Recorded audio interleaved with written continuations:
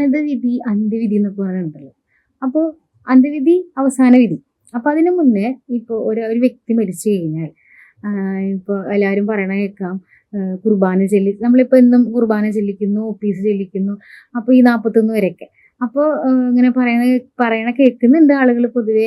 അതുവരെ അവര് നമ്മുടെ വീട്ടിലും പരിസരത്തും നമ്മൾ ഈ ഭൂമിയിലൊക്കെ ഇങ്ങനെ കറങ്ങി നടക്കുന്നുണ്ട്. അത് ഫീൽ ചെയ്യുന്നുണ്ട് പലർക്കും അവരൊരു പ്രസൻസ്. അതിലൊക്കെ എന്തെങ്കിലും സത്യം ഉണ്ടോ അച്ഛാ? ഇത് വളരെ എല്ലാവരും ചോദിക്കുന്ന, എല്ലാവരും പേടിപ്പെടുത്തുന്ന ഒരു സംഭവമാണ്.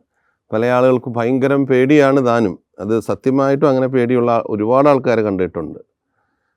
കത്തോലിക്ക സഭയുടെ വിശ്വാസം നമുക്ക് ശരിക്കുണ്ടെങ്കിൽ നമ്മൾ അങ്ങനെ പേടിക്കില്ല. കാരണം ഒരു വ്യക്തി മരിച്ചാൽ അതേ സമയത്ത് തന്നെ ആ വ്യക്തിയുടെ ആത്മാവ് ദൈവസന്നിധിയിൽ തനത് വിധിക്കായിട്ട് നിൽക്കുന്നു. എന്ന് വെച്ചാൽ തനത് വിധി എന്ന് പറഞ്ഞാൽ ഇൻഡിവിജ്വൽ ജഡ്ജ്മെൻറ്റ്, പേഴ്സണൽ ജഡ്ജ്മെൻറ്റ്. വ്യക്തിപരമായിട്ട് ഒരു ആത്മാവിനെ ദൈവം വിധിക്കുന്നതിൻ്റെ പേരാണ് തനത് വിധി. അത് മരിച്ച ഉടനെ സംഭവിക്കുന്നു. ദൈവത്തിന് സമയവും കാലവും അവിടെ കുറേ പേര് ക്യൂ നിൽക്കേണ്ട കാര്യമൊന്നുമില്ല. ദൈവത്തിന് എല്ലായിടത്തും ദൈവം സർവശക്തനും സർവവ്യാപിയുമാണ്. മാത്രമല്ല ദൈവത്തിന് സ്ഥലകാല പരിമിതികളൊന്നും ഇല്ല. അപ്പം അതുപോലെ തന്നെ ആത്മാവിനും സ്ഥലകാല പരിധികളില്ല. ദൈവസന്നിധിയിലായിരിക്കുന്നു. ദൈവസന്നിധിയിൽ എന്ത് ചെയ്യുന്നു?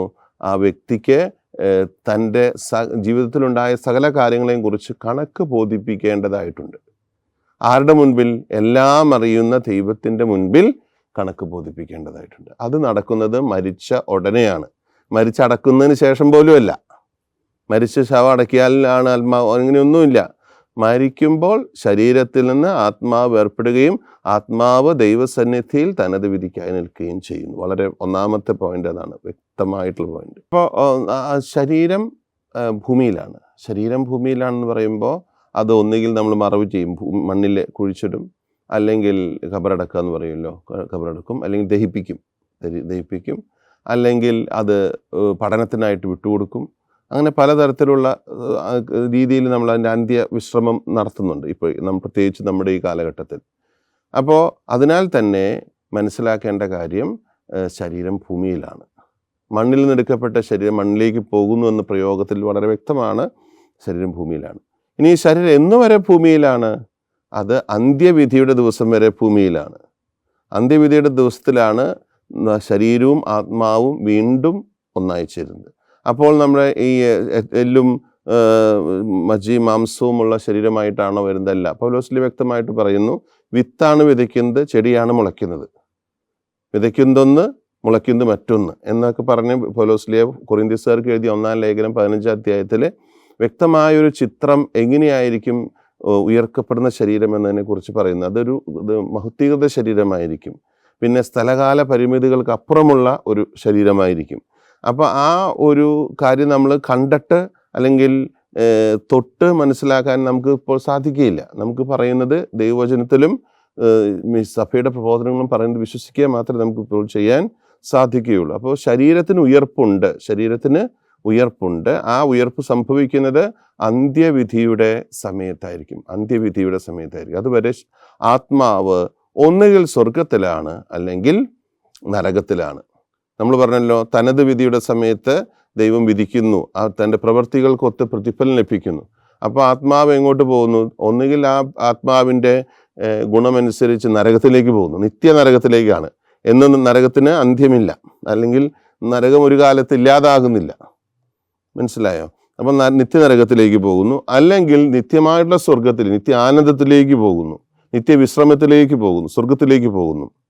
അപ്പോൾ ചോദിച്ചേക്ക്, എവിടെയാണ് ശുദ്ധീകരണ സ്ഥലം? സ്വർഗത്തിലേക്ക് പോകുമെന്ന് ഉറപ്പുള്ള ആത്മാക്കളുടെ കറകളും കടങ്ങളും നീക്കം ചെയ്യുന്ന അവസ്ഥയാണ് ശുദ്ധീകരണ സ്ഥലം അല്ലെങ്കിൽ ശുദ്ധീകരണ അവസ്ഥ എന്ന് പറയുന്നത്. അപ്പോൾ ആത്മാവ്, മരിച്ചുപോയൊരു വ്യക്തിയുടെ ആത്മാവ് ഒന്നുകിൽ സ്വർഗത്തിലാണ് അല്ലെങ്കിൽ നരകത്തിലാണ്. അപ്പോൾ അന്ത്യവിധിയുടെ സമയത്ത് ഈ ആത്മാവും ശരീരവും ഒന്നിച്ച് ചേരുകയും ദൈവസന്നിധിയിൽ നിൽക്കുകയും ചെയ്യുന്നു. അപ്പോൾ അവിടെ പുതിയൊരു വിധി നടക്കുന്നില്ല. അന്ത്യവിധിയുടെ സമയത്ത് ഓരോരുത്തരെയും തിരിച്ച് വിധിക്കുന്നില്ല. കർത്താവ് മത്തായി ശ്ലീഹ അറിയിച്ച സുവിശേഷത്തിൽ പറയുന്നില്ലേ, 25-ാം അധ്യായത്തിൽ പറയുന്നില്ലേ, വലതുള്ളവർ ഇടതുള്ളവർ. ഓൾറെഡി അത് അവരെ വലതുള്ളവരും ഇടതുള്ളവരുമായിട്ട് തിരിച്ചു കഴിഞ്ഞിട്ടുണ്ട്. അവരുടെ വിധി പൂർണ്ണമായിട്ടുണ്ട്. ആ വിധിയുടെ പ്രഖ്യാപനവും അതിൻ്റെ പരസ്യമായിട്ടുള്ള ആവിഷ്കാരവും മാത്രമേ അവിടെ നടക്കുന്നുള്ളൂ. അപ്പം അതുകൊണ്ട് നമ്മൾ മനസ്സിലാക്കേണ്ടത് അന്ത്യവിധി എന്ന് പറയുന്നത് ഒരു പുതിയ വിധിയല്ല. അതുവരെ അന്ന് പാപപരിഹാരം അല്ല, അങ്ങനെയില്ല. പാപപരിഹാരം അല്ല നമുക്ക് ശുദ്ധീകരണത്തിൽ നടക്കുന്നത്. പിന്നെ എന്താണ് ശരിക്കും നടക്കുന്നത്? പാപക്കറകളും കടങ്ങളും മായ്ച്ചു കളയുന്ന സംഭവമാണ്. ഒരു മരിച്ച വ്യക്തിക്ക് അനുതപിക്കാൻ സാധിക്കുകയില്ല. അനുതപിക്കാത്ത വ്യക്തിയുടെ പാപമോചനവും സാധിക്കുകയില്ല. അനുതപിക്കുന്ന വ്യക്തി അനുതാപത്തിലൂടെയാണ് പാപമോചനം സാധ്യമാകുന്നത്. അതുകൊണ്ട് ജീവിച്ചിരിക്കുമ്പോൾ അനുതപിക്കുകയും പാപമോചനം കുമ്പസാരത്തിലൂടെ നേടുകയും ചെയ്യണം. അവർ ചെയ്തു തീർത്തിട്ടില്ലാത്ത ആ ശുദ്ധീകരണ പ്രക്രിയയാണ് ശുദ്ധീകരണ സ്ഥലത്ത് നടക്കുന്നത്. അപ്പോൾ ഒരുപാട് തെറ്റിദ്ധാരണകൾ ഇതിലുണ്ട്. പിന്നെ ചിലർ പ്രേതങ്ങളെക്കുറിച്ചും 41 വരെ ആത്മാവ് കറങ്ങി നടക്കുന്നു, ആദ്യത്തെ 3 ദിവസം കറങ്ങി നടക്കും, ഇങ്ങനെ ഒരുപാട് ഓരോ സംസ്കാരങ്ങളിൽ പോകുമ്പോൾ നോർത്ത് ഇന്ത്യയിൽ പോകുമ്പോൾ അവിടുത്തെ ആളുകളുടെ ഇടയിൽ മറ്റു ചില വിശ്വാസങ്ങളുണ്ട്, ഇവിടുത്തെ ആളുകളുടെ ഇടയിൽ വേറെ കുറേ വിശ്വാസങ്ങളുണ്ട്. ഇതൊന്നും കത്തോലിക്ക സഭയുടെ വിശ്വാസത്തിൽ ഉൾപ്പെടുന്നതല്ല. കത്തോലിക്ക സഭയുടെ വിശ്വാസം വളരെ ക്ലിയർ ആണ്, വളരെ നൂറ്റാണ്ടുകളായിട്ടുള്ള വിശ്വാസമാണ്. എന്തെന്ന്? മരിച്ചു കഴിഞ്ഞാൽ ആത്മാവ് ദൈവസന്നിധിയിലേക്ക് പോകുന്നു, അവിടെ നിന്ന് വിധി അനുസരിച്ച് സ്വർഗത്തിലേക്കോ നരകത്തിലേക്കോ പോകുന്നു. ആത്മാവ് കറങ്ങി നടക്കുകയോ നമ്മെ ശല്യപ്പെടുത്തുകയോ ഒന്നും ചെയ്തില്ല. മറ്റൊരു ഫിനോമിനൻ നടന്നേക്കാം. അതാണ് പലപ്പോഴും നമ്മളെ ബുദ്ധിമുട്ടിക്കുന്നതും. ഈ പിശാചിന് ഒരു പരിപാടിയുണ്ട്. പിശാചും പ്രേതവും തമ്മിൽ ബന്ധിപ്പിക്കരുത്. ഇത് രണ്ട് സംഭവങ്ങളാണ്. നമ്മൾ ഇന്ന് കാണുന്ന പ്രേതം എന്നത് ഇമാജിനറിയാണ്. അതായത് ഇങ്ങനെ ഉണ്ടെന്ന് കുട്ടികളെയൊക്കെ പറഞ്ഞ് പേടിപ്പിച്ച് ഉണ്ടാക്കിയിരിക്കുന്ന ഒരു സാങ്കല്പിക സംഭവമാണ്. അതിനൊരു യാഥാർത്ഥ്യമുണ്ട് എന്ന് പറഞ്ഞുകൂടാ. എന്നാൽ പിശാച് എന്നുള്ളത് ഒരു യാഥാർത്ഥ്യമാണ്. പിശാച് എന്നുള്ളത് ഒരു യാഥാർത്ഥ്യമാണ്. ആ യാഥാർത്ഥ്യത്തിൻ്റെ പ്രത്യേകത നുണയനും നുണയൻ്റെ പിതാവുമാണ്. അപ്പോൾ പെട്ടെന്ന് ആക്സിഡൻറ്റിൽ മരിച്ചുപോയ ഒരാളുടെ പേരെടുത്തുകൊണ്ട് ഒരു തെറ്റായ രൂപം കാണിച്ച് ആളുകളെ കുഴയ്ക്കാനും അല്ലെങ്കിൽ അവരെ ഇത് പ്രേതമാണെന്ന് ബോധ്യപ്പെടുത്താനും ഒക്കെ പൈശാചിക ശക്തികൾക്ക് സാധിക്കും. അവർ എടുക്കുന്ന പേര് അല്ലെങ്കിൽ രൂപം ഒന്നും ശരിയാകുന്നില്ല. കാരണം എന്താണ്? ഈശോ തന്നെ പറയുന്നുണ്ട്, പിശാച് നുണയനും നുണയൻ്റെ പിതാവുമാണ്. അവൻ കാണിക്കുന്ന കാര്യങ്ങൾക്കൊന്നും ഒരു യാഥാർത്ഥ്യ ബോധം ഉണ്ടാവണം നിർബന്ധമില്ല. അവർ മരിച്ചുപോയ ആത്മാക്കളുടെയും വ്യക്തികളുടെ പേരും രൂപമൊക്കെ എടുക്കുന്നത് ഒരു ഫിനോമിനയാണ്. അത് സംഭവിച്ചിട്ടുള്ള കാര്യങ്ങൾ നമുക്കറിയാം. ചരിത്രത്തിലും അതുപോലെ തന്നെ ആധ്യാത്മികത്തിലും ഒക്കെ നാം കാണുന്നുണ്ട്. പക്ഷേ അത് ഈ മരിച്ചുപോയ വ്യക്തിയായിട്ട് യാതൊരു ബന്ധവും ഈ പറഞ്ഞ സംഭവത്തിന് ഇല്ല. പിന്നെ മരിച്ചുപോയവരെ സ്വപ്നത്തിൽ വരുന്നു എന്നുള്ളത് ശരിയായിരിക്കും, അത് പോസിബിളാണ്. പക്ഷെ തിരിച്ചു വന്ന് ഇവിടെ വന്ന് പ്രാർത്ഥന യാചിച്ചു എന്ന് അങ്ങനെ പറയുന്നതൊന്നും നമുക്ക് ദൈവശാസ്ത്രപരമായിട്ട് മനസ്സിലാക്കാൻ പറ്റില്ല. കാരണം മാതാവിൻ്റെ പ്രത്യക്ഷീകരണം പോലെ തന്നെയാണ്. മാതാവ് എല്ലായിടത്തും, അതായത് മരിച്ചുപോയ ഒരു വ്യക്തിയുടെ ഗുണം എന്താണ്? അതിന് സ്ഥലകാല പരിമിതികളൊന്നും ഇല്ല. അത് നമുക്ക് മുമ്പേ പോയ മാതാവിനാണെങ്കിലും വിശുദ്ധർക്കാണെങ്കിലും ഈ സ്ഥലകാല പരിമിതികളൊന്നും ഇല്ല. അപ്രത്യക്ഷം എന്ന് പറഞ്ഞാൽ എന്താണ്? നമ്മുടെ കണ്ണുകൾക്ക് ആ സാന്നിധ്യത്തെ കാണാൻ സാധിക്കുന്നു എന്നുള്ളതാണ് പ്രത്യക്ഷം എന്നുകൊണ്ട് ഉദ്ദേശിക്കുന്നത്. അപ്പരീഷൻ, അത് നമ്മുടെ മുമ്പിൽ അപ്പിയർ ചെയ്യുന്നു. അപ്പോൾ അത് സ്വർഗത്തിൽ നിന്ന് ഇറങ്ങി വന്ന് അപ്പിയർ ചെയ്യുന്നതാണോ അത് ഓൾറെഡി ഉള്ള സാന്നിധ്യത്തെ നമ്മൾ കാണുന്നതാണോ?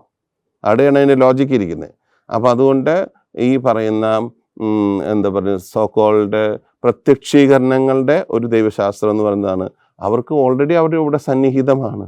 അതുകൊണ്ടല്ലേ മാതാവിന് ഇവിടെയും അവിടെയും എല്ലായിടത്തും ആകാൻ പറ്റുന്നത്. അല്ലെങ്കിൽ വിശുദ്ധർക്ക് ഒരു സ്ഥലത്തിനോട് സ്ഥലപരിമിതി ഇല്ലാത്തത്. പക്ഷെ നമ്മൾ കാണുന്നില്ല, അവർ നമ്മളെ കാണുന്നുണ്ട്.